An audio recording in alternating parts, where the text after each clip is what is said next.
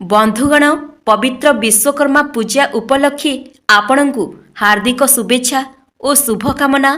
आज महासंयोग घटिबाकु जाउअछि। आजिर दिनटिकु बहुत शुभ दिन बोली माना जाउअछि, कारण आज कन्या संक्रांति, विश्वकर्मा पूजा एवं इंदिरा एकादशी पड़ुअछि। तो आजिर एही शुभ दिन रे केते सबु शुभ जोगर निर्माण हेबाकु जाउअछि। आयुष्मान जोग, महालक्ष्मी जोग, अमृत सिद्धि जोग, एमिति पूरा 62 प्रकारर शुभ जोगर निर्माण हेबाकु जाउअछि। तो आजिर एही शुभ दिन रे घर को नहीं आसंतु एही गछर चेरकु एवं निजर गଳାରେ किंबा हातरे बांधि दियंतु। देखिबे आपणकर समस्त इच्छा पूर्ण होइजिब, भाग्य आपणकर साथ देव एवं आपण बनिजिबे कोटिपति। जो भी क्षेत्र को आपण जिबे सेथिरे सफलता अवश्य ही प्राप्त हेब। पूरा वर्ष केबे भी धन और अर्णर कमी हेब नाही, पैसार अभाव रहिब नाही। आजिर भिडियो रे आमे आपण मानंकु जो गछर चेर विषय रे कहिबु, एहा सबुठारु शक्तिशाली गछ अटे।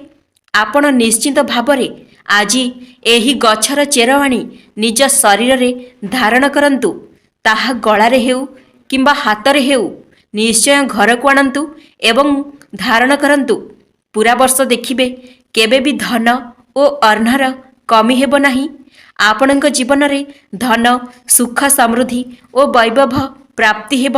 सेथिपाई आपणकु गोटिए अनुरोध, भिडियोटी को स्किप न करी शेष पर्यंत निश्चय देखंतु। एमिति किछि वृक्षलता अछंती जिए आम जीवन रे चालुथिबा समस्या को दूर करि दियंती।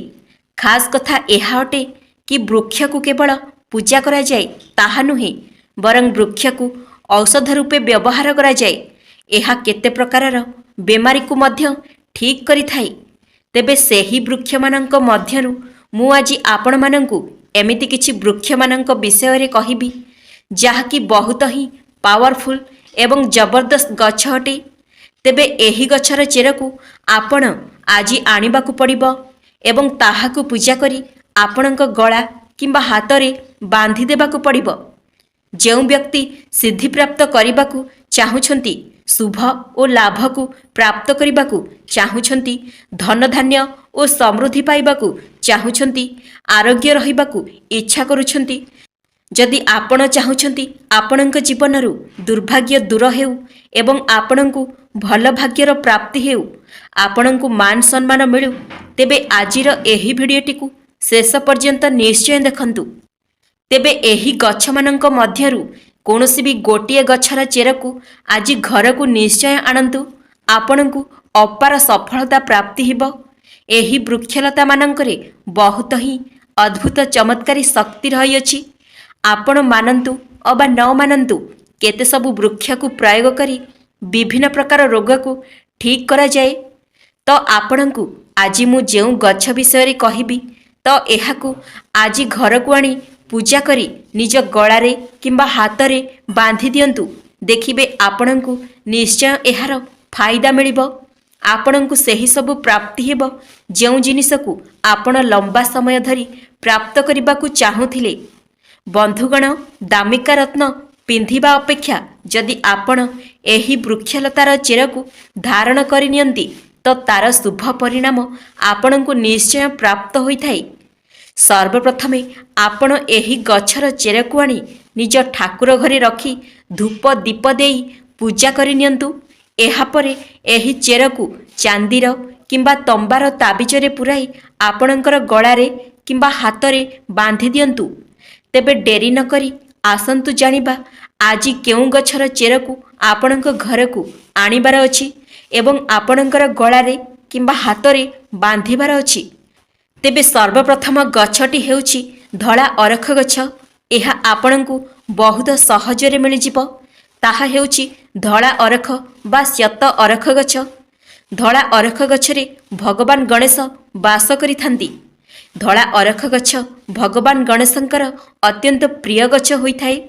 जदि आपण भगवान गणेशंकर कृपा प्राप्त करिबाकु चाहुछंती, तेबे आपण आजी धळा अरख गछर चेरकु आनी धारण करंतु। धळा अरख गछकु ଭଗବାନ ଗଣେଶଙ୍କର ସ୍ୱରୂପ କୁହାଯାଇଥାଏ। ଯେଉଁ ଧଳା ଅରଖ ଗଛ 11 ବର୍ଷରୁ ଅଧିକ ପୁରୁଣା ହୋଇଥାଏ, ସେହି ଅରଖ ଗଛର ଚେର ଭଗବାନ ଗଣେଶଙ୍କର ଶୁଣ୍ଢର ଆକୃତି ନେଇଯାଇଥାଏ। ଭଗବାନ ଗଣେଶଙ୍କୁ ଶୁଭ ଲାଭର ସ୍ୱାମୀ କୁହାଯାଏ। ଯଦି ସିଦ୍ଧି ରିଦ୍ଧି ଶୁଭ ଲାଭ ଏବଂ ଧନ ବୈଭବ ପ୍ରାପ୍ତ କରିବାକୁ ଚାହୁଁଥାନ୍ତି, ତେବେ ଅରଖ ଗଛର ଚେର ଆଜି ଘରକୁ ନେଇ ଆସନ୍ତୁ। ଏହାପରେ ଏହାକୁ ଆପଣଙ୍କର ଠାକୁର ଘରେ ପୂଜା କରି ଗୋଟିଏ ତମ୍ବାର କିମ୍ବା ଚାନ୍ଦିର ତାବିଜରେ ପୁରାଇ ଆପଣଙ୍କ ଗଳାରେ କିମ୍ବା ହାତରେ ବାନ୍ଧି ଦିଅନ୍ତୁ। ଦେଖିବେ ଏହାଦ୍ୱାରା ଆପଣଙ୍କୁ ଅନେକ ଫାଇଦା ପ୍ରାପ୍ତି ହେବ। ନବଗ୍ରହଙ୍କର ପୀଡ଼ା ଦୂର ହୋଇଥାଏ। ଖାସ୍ କରି ବୁଧ ଗ୍ରହଙ୍କର ପୀଡ଼ା ମଧ୍ୟ ଦୂର ହୋଇଥାଏ। ଭଗବାନ ଗଣେଶଙ୍କର ଆଶୀର୍ବାଦ ଆପଣଙ୍କୁ ପ୍ରାପ୍ତ ହୋଇଥାଏ। ବ୍ୟାପାର ବାଣିଜ୍ୟ ଏବଂ କର୍ମକ୍ଷେତ୍ରରେ ଆପଣ ବହୁତ ଅଧିକ ଉନ୍ନତି କରିଥାନ୍ତି। ଆପଣ କୌଣସି ଚେର ଆଣନ୍ତୁ କି ନ ଆଣନ୍ତୁ, କିନ୍ତୁ ଆଜି ଧଳା ଅରଖ ଗଛର ଚେର ଅବଶ୍ୟ ଘରକୁ ନେଇ ଆସନ୍ତୁ ଏବଂ ତାହାକୁ ଧାରଣ କରନ୍ତୁ। ଶୁଭ ଫଳ ନିଶ୍ଚୟ ମିଳିବ ଏବଂ ପୁରା ବର୍ଷ କେବେ ବି ଆପଣଙ୍କ ଘରେ ଧନ ଓ ଅର୍ଣ୍ଣର କମି ହେବ ନାହିଁ। ତେବେ ବନ୍ଧୁଗଣ, ପରବର୍ତ୍ତୀ ଗଛଟି ହେଉଛି କଳା ଦୁଦୁରା ଗଛ। ତ ଏହି ଗଛର ଚେର ଆପଣ ଆଜି ଘରକୁ ଆଣି ତାହାକୁ ପୂଜା କରି ଚାନ୍ଦିର କିମ୍ବା ତମ୍ବାର ତାବିଜରେ ପୁରାଇ ଆପଣଙ୍କ ଗଳାରେ କିମ୍ବା ହାତରେ ବାନ୍ଧି ଦିଅନ୍ତୁ। ଦୁଦୁରା ଗଛକୁ ଭଗବାନ ଭୋଳାନାଥଙ୍କର ସ୍ୱରୂପ ମାନାଯାଇଥାଏ। କଳା ଦୁଦୁରା କଳା ଭୈରବଙ୍କର ସ୍ୱରୂପ ମଧ୍ୟ ହୋଇଥାଏ। କଳା ଦୁଦୁରାରେ ଶନିଦେବ ମଧ୍ୟ ବାସ କରିଥାନ୍ତି। ମା କାଳୀ ବି କଳା ଦୁଦୁରା ଉପରେ ନିବାସ କରିଥାନ୍ତି। ଆପଣ ନିଶ୍ଚୟ ଦେଖିଥିବେ, ଭଗବାନ ଶିବଙ୍କର ଯେବେ ଆମେ ପୂଜାର୍ଚ୍ଚନା କରିଥାଉ, ତ ଭଗବାନ ଶିବଙ୍କ ଉପରେ କଳା ଦୁଦୁରା ବା ଯେକୌଣସି ଦୁଦୁରା ଫୁଲ ଏବଂ ଫଳ ଚଢ଼ାଯାଇଥାଏ ଏବଂ ଏହାକୁ ଭଗବାନ ଶିବ ଗ୍ରହଣ ମଧ୍ୟ କରିଥାନ୍ତି। ଯଦି କୌଣସି ବ୍ୟକ୍ତି ଭଗବାନ ଶିବଙ୍କୁ କଳା ଦୁଦୁରା ଫୁଲ ଅର୍ପଣ କରିଥାଏ, ତ ଭଗବାନ ଶିବ ତୁରନ୍ତ ହିଁ ସ୍ୱୀକାର କରିନେଇଥାନ୍ତି। ଏହାର ଯଦି ଆପଣ ପ୍ରୟୋଗ ଜାଣିବେ, ତ ଆପଣ ଆଶ୍ଚର୍ଯ୍ୟ ହୋଇଯିବେ। ତୁରନ୍ତ ଆପଣ ଏହାକୁ ଧାରଣ କରିନେବେ।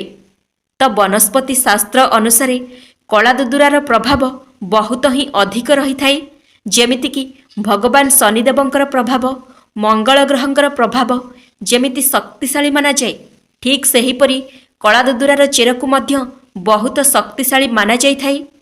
ଏହି ଚେର ଆପଣଙ୍କ ଜୀବନରେ ବହୁତ ବଡ଼ ପରିବର୍ତ୍ତନ ଆଣିଦେଇଥାଏ। ତ ବନ୍ଧୁଗଣ, ଯଦି ଆପଣ ଚାହୁଁଛନ୍ତି ସମସ୍ତ ଗ୍ରହମାନ ଆପଣଙ୍କୁ ସାଥ ଦିଅନ୍ତୁ, ତ ନିଶ୍ଚିନ୍ତ ଭାବରେ ଆଜି କଳା ଦୁଦୁରା ଚେର ଘରକୁ ଆଣି ପୂଜା କରନ୍ତୁ ଏବଂ ଏହାପରେ ଏହାକୁ ଏକ ତାବିଜରେ ପୁରାଇ ଆପଣଙ୍କ ବେକରେ କିମ୍ବା ହାତରେ ବାନ୍ଧି ଦିଅନ୍ତୁ। କଳା ଦୁଦୁରା ଚେର ପିନ୍ଧିବା ଦ୍ୱାରା ଶନିଙ୍କର କୁପ୍ରଭାବ, ଶନିଙ୍କର 7.5, ଶନିଙ୍କର 2.5 ଏବଂ ଶନି ଦଶାରୁ ମୁକ୍ତି ମିଳିଥାଏ।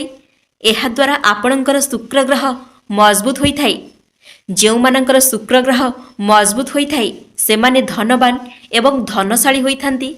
ସେମାନଙ୍କ ଜୀବନରେ କେବେ ବି ଧନ ଓ ଅର୍ଣ୍ଣର କମି ହୋଇନଥାଏ। ରାହୁ କେତୁଙ୍କର ପୀଡ଼ା ମଧ୍ୟ ଦୂର ହୋଇଥାଏ।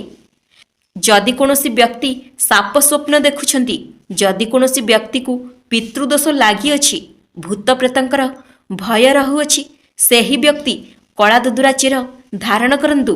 ଆପଣଙ୍କୁ ସବୁ ସମସ୍ୟାରୁ ମୁକ୍ତି ମିଳିଯିବ। ତେବେ ବନ୍ଧୁଗଣ, ଏହି କଳା ଦୁଦୁରା ଚେରକୁ ନିଶ୍ଚୟ ଘରକୁ ଆଣନ୍ତୁ ଏବଂ ଏହାକୁ ତାବିଜରେ ପୁରାଇ ନିଶ୍ଚୟ ଧାରଣ କରନ୍ତୁ। ଆପଣଙ୍କର ସମସ୍ତ ସମସ୍ୟା ଦୂର ହେବା ସହିତ ଆପଣଙ୍କର ସମସ୍ତ ଇଚ୍ଛାଗୁଡ଼ିକ ପୂର୍ଣ୍ଣ ହୋଇଯିବ। ତେବେ ପରବର୍ତ୍ତୀ ଗଛଟି ହେଉଛି ଚମେଲି ଗଛ।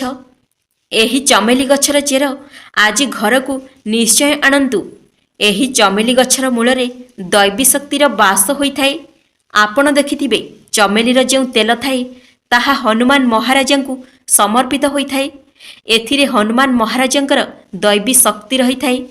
ଯେଉଁ ଲୋକ ମା ଲକ୍ଷ୍ମୀଙ୍କର କୃପା ପ୍ରାପ୍ତ କରିବାକୁ ଚାହୁଁଛନ୍ତି, ଲକ୍ଷ୍ମୀ ସିଦ୍ଧି ପ୍ରାପ୍ତ କରିବାକୁ ଚାହୁଁଛନ୍ତି, ଯେଉଁ ବ୍ୟକ୍ତି ମନ୍ତ୍ରକୁ ସିଦ୍ଧି କରିବାକୁ ଚାହୁଁଛନ୍ତି, ଆରୋଗ୍ୟ ରହିବାକୁ ଚାହୁଁଛନ୍ତି, ଏମିତି ବ୍ୟକ୍ତି ଚମେଲିର ଚେର ଅବଶ୍ୟ ଆଣିବା ଉଚିତ।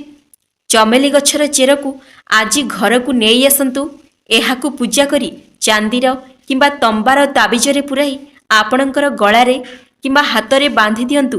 ଦେଖିବେ ଆପଣଙ୍କୁ ଅବଶ୍ୟ ହିଁ ଏହାର ଫାଇଦା ମିଳିବ। ଏହାଦ୍ୱାରା ଦୈବୀ ଶକ୍ତିର ପ୍ରାପ୍ତ ହୋଇଥାଏ। ହନୁମାନ ମହାରାଜଙ୍କର କୃପା ଆପଣଙ୍କ ଉପରେ ବର୍ଷିଥାଏ। ଆପଣ ସର୍ବଦା ନିରୋଗ ରହିଥାନ୍ତି। ତେବେ ପରବର୍ତ୍ତୀ ଗଛଟି ହେଉଛି ଅପାମାର୍ଗ ଗଛ। ଅପାମାର୍ଗ ଗଛ ଆଜି ଅବଶ୍ୟ ଘରକୁ ଆଣନ୍ତୁ ଏବଂ ଏହାର ଚେରକୁ ନିଶ୍ଚୟ ଧାରଣ କରନ୍ତୁ। ଏହାକୁ ଅପାମାର୍ଗ କ'ଣ ପାଇଁ କୁହାଯାଏ? କାରଣ ଏହାର ବୀଜ ଓଲଟା ରହିଥାଏ। ଏଥିପାଇଁ ଏହାକୁ ଅପାମାର୍ଗ କୁହାଯାଏ, ଅର୍ଥାତ୍ ଏହା ଦୁନିଆଠାରୁ ଓଲଟା ଚାଲିଥାଏ। ଅପାମାର୍ଗର ପ୍ରୟୋଗ ସନ୍ଥ ମହାତ୍ମାମାନେ ସବୁଠୁ ଅଧିକ ପ୍ରୟୋଗ କରିଥାନ୍ତି।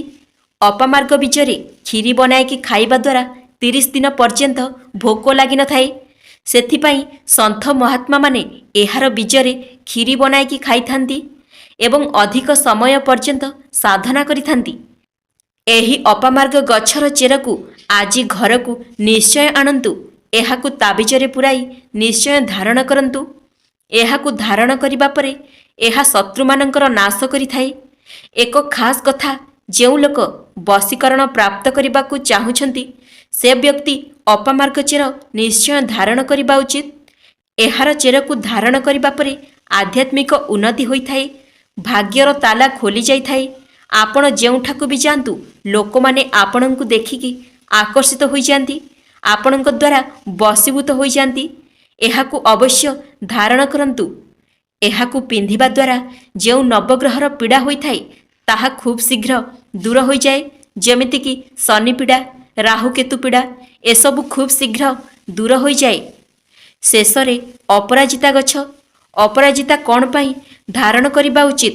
ଅପରାଜିତା ମା ଲକ୍ଷ୍ମୀଙ୍କର ଅତ୍ୟନ୍ତ ପ୍ରିୟ ପୁଷ୍ପ ହୋଇଥାଏ। ତ ଆପଣ ଆଜି ଅପରାଜିତା ଚେରକୁ ଧାରଣ କରନ୍ତୁ। ଦେଖିବେ ଆପଣଙ୍କୁ ମା ଲକ୍ଷ୍ମୀଙ୍କର କୃପା ନିଶ୍ଚୟ ପ୍ରାପ୍ତି ହେବ। ପୁରା ବର୍ଷ କେବେ ବି ଧନ ଓ ଅର୍ଣ୍ଣର କମି ହେବ ନାହିଁ। ଭାଗ୍ୟର କବାଟ ଖୋଲିଯିବ। ଚାକିରି ଦରକାର ଯଦି ଆପଣଙ୍କୁ ଚାକିରି ସୁନିଶ୍ଚିତ ପ୍ରାପ୍ତ ହେବ। ଆପଣଙ୍କର ଆଧ୍ୟାତ୍ମିକ ଉନ୍ନତି ହୋଇଥାଏ। ତେବେ ବନ୍ଧୁଗଣ, ଆଜି ଏହି 5ଟି ଗଛ ମଧ୍ୟରୁ ଯେକୌଣସି ଗୋଟିଏ ଗଛର ଚେର ଘରକୁ ନେଇ ଆସନ୍ତୁ ଏବଂ ଏହାକୁ ଠାକୁର ଘରେ ରଖି ପୂଜା କରି ଆପଣଙ୍କର ଗଳାରେ କିମ୍ବା ହାତରେ ବାନ୍ଧି ଦିଅନ୍ତୁ। ଦେଖିବେ ଏହାର ଶୁଭ ଫଳ ଆପଣଙ୍କୁ ନିହାତି ମିଳିବ। ଧନ୍ୟବାଦ।